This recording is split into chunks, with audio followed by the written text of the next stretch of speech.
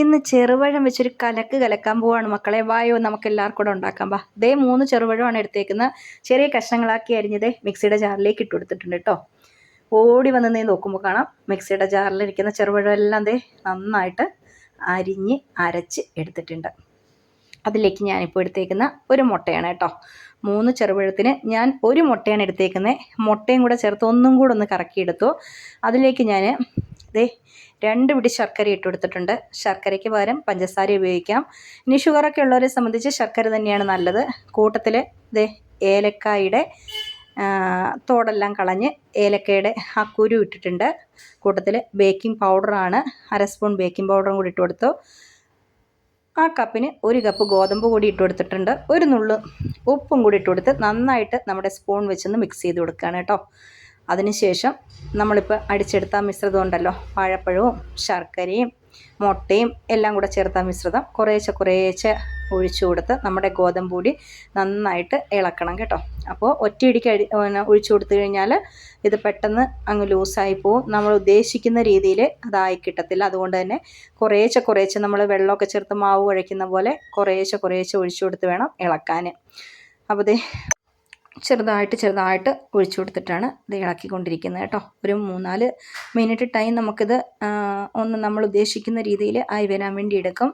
അപ്പോൾ നമുക്ക് നമ്മളെടുത്ത ബാറ്ററി ശരിയായില്ലെങ്കിൽ അല്ലെങ്കിൽ കുറവാണെങ്കിൽ നമുക്ക് പിന്നെ ചെയ്യാൻ പറ്റുന്ന ഒരു കാര്യം എന്ന് പറഞ്ഞാൽ നമ്മൾ അടുപ്പത്തേക്ക് വെള്ളം വെച്ചിട്ട്, ഒരു ഗ്ലാസ് വെള്ളം വെച്ചിട്ട് അതിനകത്തേക്ക് ലേശം ശർക്കരയിട്ട് ശർക്കര പാനിയാക്കിയിട്ട് അത് നന്നായിട്ട് തിളച്ച് വറ്റി വരുമ്പോഴത്തേക്ക് നമുക്ക് ഇതിൽ കുറേശ്ശെ ഒഴിച്ചു കൊടുത്ത് ഈ ഒരു രൂപത്തിൽ നമുക്ക് ആക്കിയെടുക്കാൻ പറ്റും. ഇനി അതല്ല, നമ്മൾ ആദ്യം തയ്യാറാക്കിയ മിശ്രിതം തന്നെ ധാരാളമാണെങ്കിൽ അത് മതി കേട്ടോ. അപ്പോൾ ആ മിശ്രിതം തികയാതെ വന്നാലുള്ള കാര്യമാണ് ഞാൻ പറഞ്ഞത്.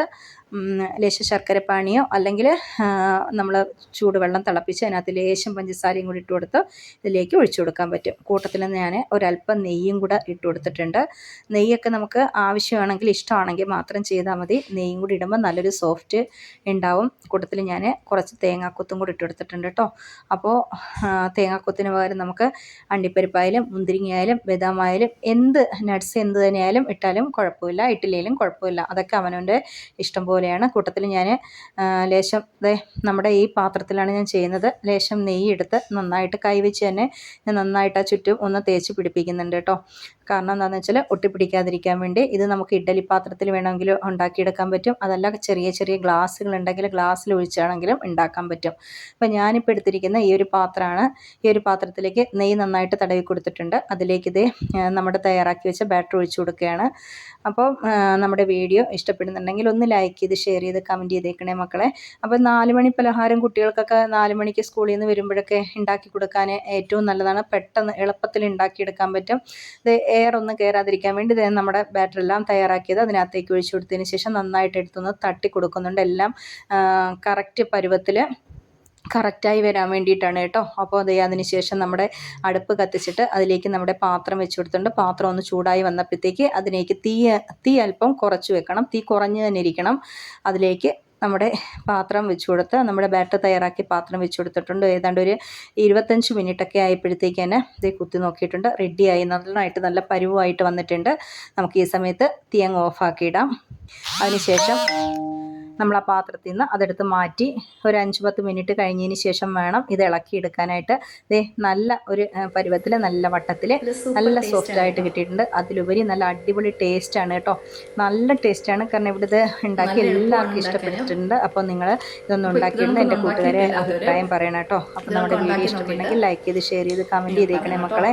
അപ്പോൾ കുട്ടികളൊക്കെ വരുന്ന സമയത്ത് 4 മണിക്ക് വരുന്ന സമയത്ത് എപ്പോഴെങ്കിലുമൊക്കെ അല്ലെങ്കിൽ ഫ്രീ ആയിട്ടിരിക്കുന്ന സമയത്തൊക്കെ ഇതുണ്ടാക്കി തീർച്ചയായിട്ടും അവർക്കിത് ഇഷ്ടപ്പെടുമെന്ന് എനിക്ക് ഉറപ്പാണ്. കാരണം അത്രയും നല്ല ടേസ്റ്റാണ്. മുട്ടയുടെ ഒന്നും ചേവ മുന്നോട്ട് നിൽക്കത്തില്ല. കാരണം ഒറ്റ മുട്ട ഉപയോഗിക്കുന്നുള്ള 3 പഴത്തിന് ഞാനിവിടെ ഒറ്റ മുട്ടയാണ് എടുത്തിരിക്കുന്നത്.